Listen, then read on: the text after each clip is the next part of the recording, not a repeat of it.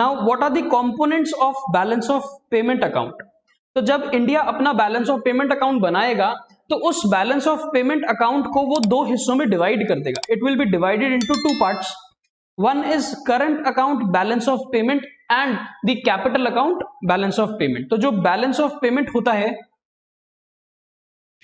उसके दो डिविजन्स होती हैं या उसके दो पार्ट्स होते हैं। One is current account balance of payment and the other is capital account balance of payment. तो हम बोलते हैं current account BOP and capital account BOP. ये बिल्कुल वैसा ही है जैसा हमने गवर्नमेंट बजट के अंदर दो पार्ट्स कर दिए थे। गवर्नमेंट बजट के दो हिस्से क्या किए थे हमने, रेवेन्यू बजट और capital budget. Similarly balance of payment के हमने दो पार्ट्स कर दिए, one is current account BOP and the other is capital account BOP. ठीक, अब हमको ये देखना है कि कौन कौन सी ट्रांजैक्शंस करंट अकाउंट के अंदर आएंगी और कौन सी ट्रांजैक्शंस कैपिटल अकाउंट के अंदर आएंगी। याद करो अकाउंट्स के अंदर हमने पार्टनरशिप में एक फिक्स सिस्टम पढ़ा था और एक फ्लक्चुएटिंग सिस्टम पढ़ा था जिसमें हम पार्टनर्स के कैपिटल अकाउंट्स को मेंटेन करते थे। अब जब वो मेंटेनेंस जब हम करते थे कैपिटल अकाउंट की तो हम बोलते थे if it is a fluctuating system, her partner का एक ही अकाउंट बनाएंगे, that is called partners capital account. और उसी में जितनी भी ट्रांजैक्शन बिजनेस और पार्टनर के साथ होगी वो सभी ट्रांजैक्शन उसके एक अकाउंट कैपिटल अकाउंट में जाएगी। एंड अगर वो सिस्टम फ्लक्चुएटिंग के बजाय फिक्स सिस्टम था तो हमने क्या बोला था कि every partner will have two accounts, one current account and the other capital account. अब कुछ ट्रांजैक्शंस करंट अकाउंट में रिकॉर्ड करते थे और कुछ ट्रांजैक्शंस को हम कैपिटल अकाउंट में रिकॉर्ड करते थे। In same manner balance of payment account जो इंडिया बनाएगा रेस्ट ऑफ द वर्ल्ड के साथ, वो दो पार्ट्स में डिवाइड कर देगा।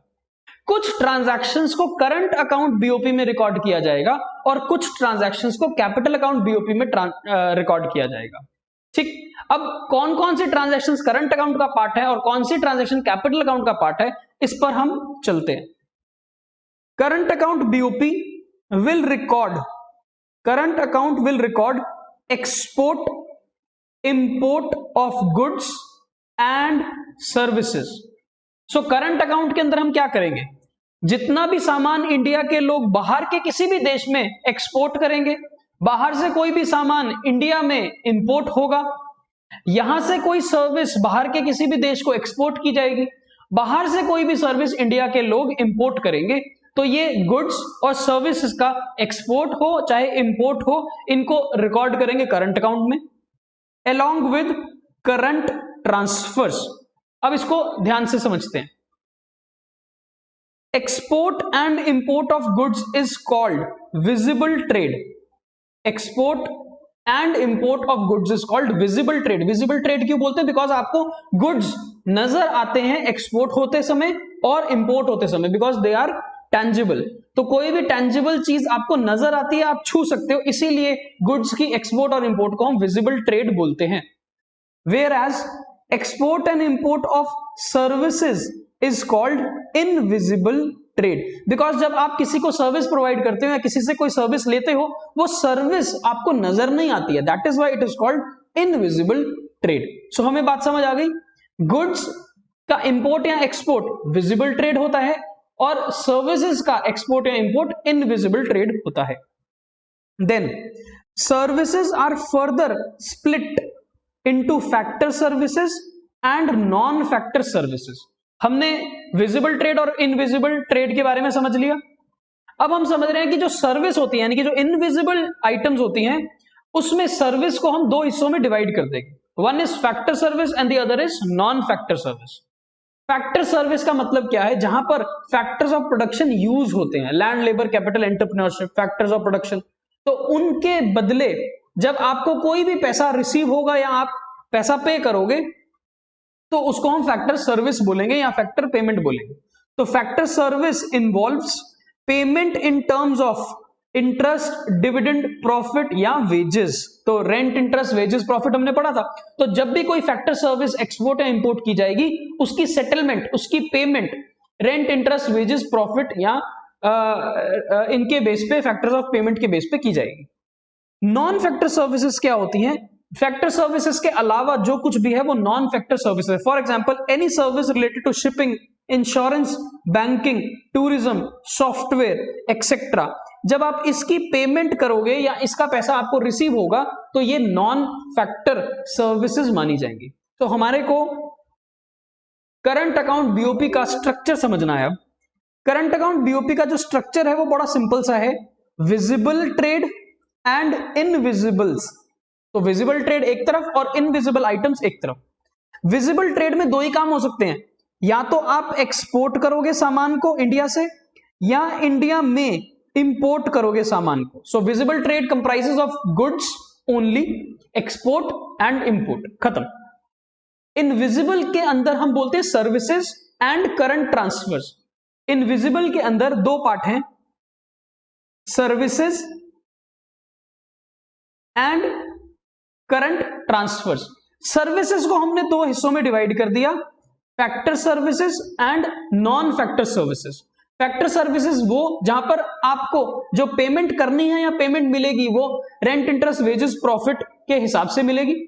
और नॉन फैक्टर सर्विसेज का मतलब है जब आपको रेंट, इंटरेस्ट, वेजेस, प्रॉफिट के अलावा कोई भी और सर्विस, इंश्योरेंस, बैंकिंग, टेलीकम्युनिकेशन, ठीक है, इन सभी से रिलेटेड कभी कोई सर्विसेज का पैसा रिसीव या देना पड़ेगा, that is non factor service. Clear हो? What is current transfer? Current transfer का मतलब क्या है? Current transfers refer to transfer for free. जब बिना किसी गुड्स, बिना किसी सर्विस के एक्सपोर्ट इंपोर्ट करे हम कोई पैसा ट्रांसफर कर दें फ्री में, unilateral, out of love and affection या एज गिफ्ट या ग्रांट, उसको हम क्या बोलते हैं? Current transfer. These are unilateral transfers by way of gifts, grants, donations, remittance because residents of the country receive them for free. तो मुफ्त की कोई भी ट्रांजैक्शन इंडिया के लोगों और बाहर के लोगों के साथ होगी तो उस ट्रांजैक्शन को हम क्या बोलेंगे? करंट अकाउंट ट्रांसफर या करंट ट्रांसफर। तो हमें समझ आ गया करंट अकाउंट के अंदर क्या क्या आएगा। करंट अकाउंट के अंदर तीन चीजें आएंगी, विजिबल ट्रेड, इनविजिबल सर्विसेज और करंट ट्रांसफर। ठीक, visible trade export and import of goods, invisible के अंदर सर्विसेज, सर्विसेज के अंदर दो पार्ट, फैक्टर सर्विस और non factor service. Factor services rent, interest, wages, profit, और non factor services other than these. Current transfer मतलब gift, donation, grant, charity, free में पैसा ट्रांसफर कर दे तो उसको हम बोलते हैं करंट ट्रांसफर्स। ये पैसा इंडिया से बाहर भी जा सकता है out of love and affection free में, या पैसा बाहर से इंडिया में भी आ सकता है एज यूनिलैटरल ट्रांजैक्शन। ठीक है, अब हम कुछ आइटम्स को पढ़ना सीखते हैं। एक होता है बैलेंस ऑफ ट्रेड। क्या होता है? Balance of trade. इसके अंदर सिर्फ हम विजिबल आइटम्स की बात करते हैं ओनली। जब हम सिर्फ गुड्स के बारे में बात करेंगे कि कितना इंडिया से सामान एक्सपोर्ट हुआ माइनस कितना बाहर से इंडिया में इंपोर्ट हुआ, तो हम बैलेंस ऑफ ट्रेड निकालने की कोशिश कर रहे हैं। तो जब हम बोलते हैं कि इंडिया और चाइना के बीच में बहुत सारा इंपोर्ट और एक्सपोर्ट होता है, सो इफ आई से $10 बिलियन का एक्सपोर्ट हुआ इंडिया से चाइना को, और चाइना से इंडिया में जो इंपोर्ट आया है, वहां से जो सामान आया है वो $100 बिलियन का आया है, तो जो बैलेंस ऑफ ट्रेड निकलेगा वो कैसे निकलेगा? एक्सपोर्ट अगर है 10 बिलियन की, उसमें से इंपोर्ट माइनस करेंगे 100 बिलियन की, तो जो हमारा बैलेंस ऑफ ट्रेड आएगा वो नेगेटिव आएगा, माइनस में आएगा 90 बिलियन का। इसका मतलब क्या होगा? इसका मतलब ये होगा कि बैलेंस ऑफ ट्रेड में अनफेवरेबल बैलेंस है, बिकॉज ये डेफिसिट है। इसका मतलब India is more dependent on China, because China वाले इंडिया में सामान $100 बिलियन का भेज रहे हैं और इंडिया से सामान चाइना में सिर्फ $10 बिलियन का एक्सपोर्ट हो रहा है। तो इसके अंदर दोनों ट्रांजैक्शंस, एक्सपोर्ट और इंपोर्ट को जब हम माइनस करते हैं तो $90 बिलियन का क्या आता है? Unfavourable balance. अनफेवरेबल बैलेंस का मतलब यह है कि ये इंडिया के हित में नहीं है, इंडिया के बेनिफिट में नहीं है, इंडिया के पक्ष में नहीं है, बिकॉज यहां पर इंडिया इज मोर डिपेंडेंट और the residents of the country is more dependent on Chinese economy. ठीक है, नेक्स्ट होता है इनविजिबल बैलेंस। इनविजिबल बैलेंस के अंदर हमने सिर्फ गुड्स को नहीं लेना, उसके अलावा जो भी इनविजिबल आइटम्स है जैसे कि non factor services, balance on income and balance of transfer, यानी कि factor service non factor service और करंट ट्रांसफर। जब हम इनविजिबल्स की बात कर रहे हैं, इस इनविजिबल को जब हम रिकॉर्ड करेंगे और उसका बैलेंस निकालेंगे तो उसको हम बोलेंगे इनविजिबल बैलेंस। यानी कि कितना सर्विसेज, फैक्टर सर्विसेज इंडिया से एक्सपोर्ट हुई, कितनी नॉन फैक्टर सर्विसेज इंडिया से एक्सपोर्ट हुई, कितनी ट्रांसफर्स इंडिया में बाहर से आई, इन सबको ऐड करेंगे, माइनस कितना इंडिया में बाहर से फैक्टर सर्विस इंपोर्ट हुई, कितनी नॉन फैक्टर सर्विस इंपोर्ट हुई और कितना यहां से ट्रांसफर बाहर कर दिया पैसा। जब हम इसको माइनस करेंगे तो जो हमारे पास बैलेंस आएगा उसको हम बोलेंगे इनविजिबल बैलेंस। ठीक। And last is goods and services का बैलेंस। गुड्स एंड सर्विसेज का बैलेंस का मतलब है export of goods minus import of goods, यानी कि बीओटी तो इसके अंदर है ही, और प्लस नॉन फैक्टर सर्विसेज से जितना पैसा इंडिया में आया माइनस नॉन फैक्टर सर्विसेज के लिए कितना पैसा इंडिया से बाहर चला गया। इसमें फैक्टर सर्विसेज को नहीं लेना। जब आप इसका बैलेंस निकालोगे तो उसको हम बोलेंगे गुड्स एंड सर्विसेज का बैलेंस। या इसके फॉर्मूले को आप चेंज कर सकते हो, एक्सपोर्ट ऑफ गुड्स और इंपोर्ट ऑफ गुड्स को माइनस करके तो बीओटी आ रहा था, balance of trade plus balance of non factor services. तो बैलेंस ऑफ ट्रेड और नॉन फैक्टर सर्विसेज के बैलेंस को जोड़ के हमारे पास गुड्स और सर्विसेज का बैलेंस आ जाएगा। सो एक बार मैं सम अप कर रहा हूं आपके लिए कि करंट अकाउंट के अंदर क्या होता है। करंट अकाउंट के अंदर 3 पार्ट्स हैं। One is related to goods, जिसको हम बोलते हैं visible trade. Second is related to services and third is related to current transfers. इसको हम बोल सकते हैं गिफ्ट्स या डोनेशन। ठीक है। अब गुड्स की 2 बातें हो सकती हैं, इंडिया से एक्सपोर्ट और बाहर से इंपोर्ट। तो गुड्स के अंदर हम या तो एक्सपोर्ट करेंगे या हम इंपोर्ट करेंगे। अगर एक्सपोर्ट माइनस इंपोर्ट करके जो वैल्यू हम निकालना चाहते हैं उसको क्या बोलेंगे, बैलेंस ऑफ ट्रेड। ठीक है। सो विजिबल ट्रेड का जो बैलेंस होता है उसको बोलते हैं बीओटी, बैलेंस ऑफ ट्रेड। फिर आते हैं हम सर्विसेज पे। सर्विसेज के अंदर होते हैं 2 part, factor service, non factor service. Factor service के अंदर होता है जैसे कि हमारे को rent, interest, compensation of employees, dividend, profit, है ना, जो भी हमने फैक्टर सर्विसेज एक्सपोर्ट या इंपोर्ट करी उसके बदले जितना भी रेंट, इंटरेस्ट, वेजेस, प्रॉफिट आया या गया उसको हम यहां पर लिखेंगे फैक्टर सर्विस के अंदर। और नॉन फैक्टर सर्विस मींस इसके apart, other than factor services. Other then factor services में हमने क्या लिख लिया, जैसे कि banking, insurance, tourism, travel, shipping, telecommunication etcetera. ये जितनी भी नॉन फैक्टर सर्विसेज हैं इसकी भी ट्रांजैक्शंस यहां पर रिकॉर्ड की जाएंगी सर्विसेज में। और then last is current transfers. Current transfers मतलब जो भी हमने फॉर फ्री या यूनिलैटरल ट्रांजैक्शंस करी हैं between residents of India and foreign countries.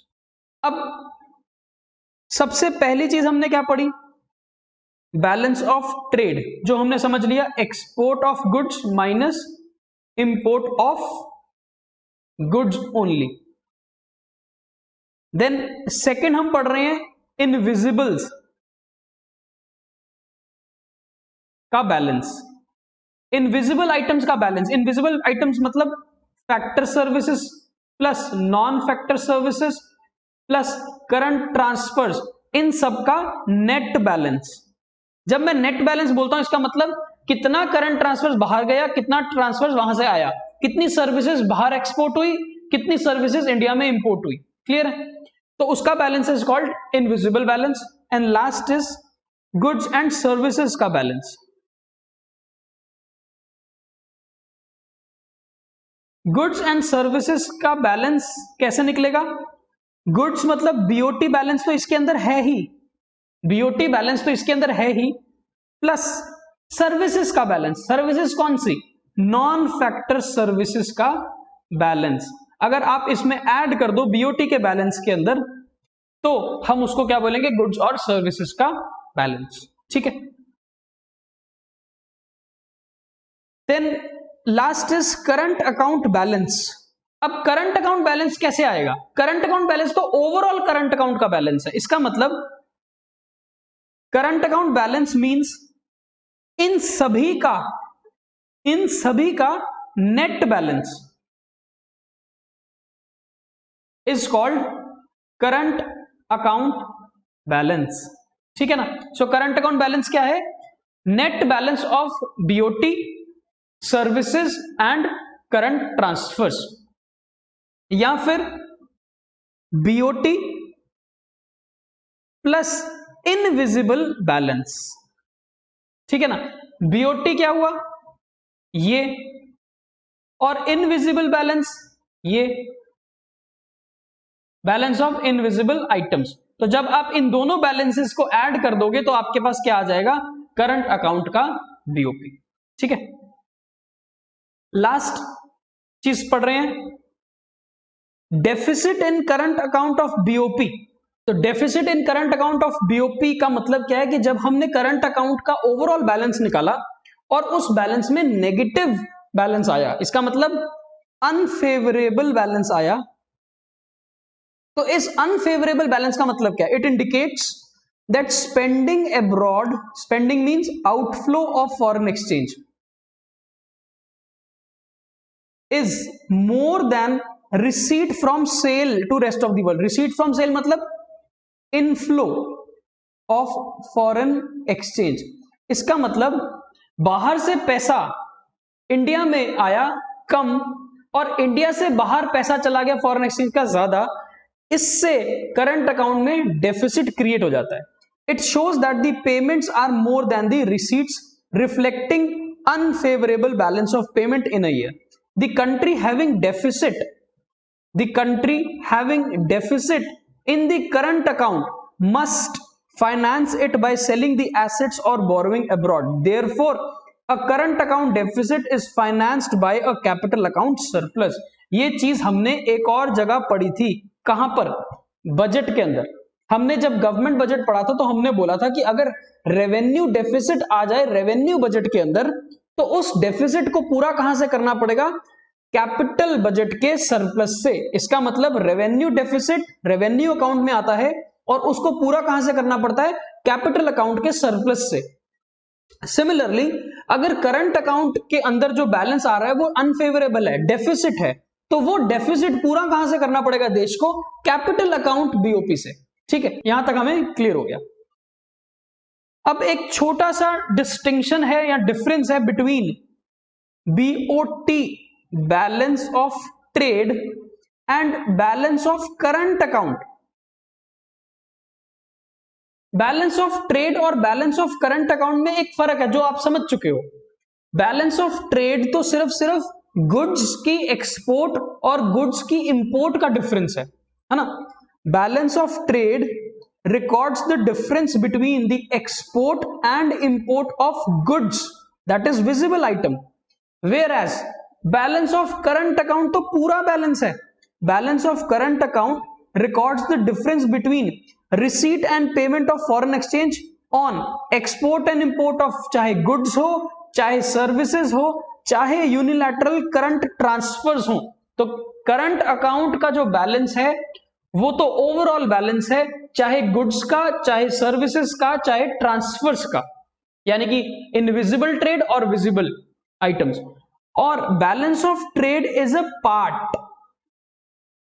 Part of balance of current account. तो बीओटी तो छोटा हिस्सा है बीओसीए का।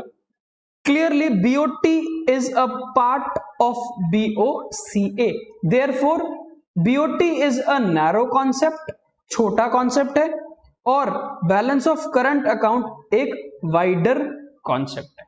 यहां तक हम बिल्कुल क्लियर हो चुके हैं।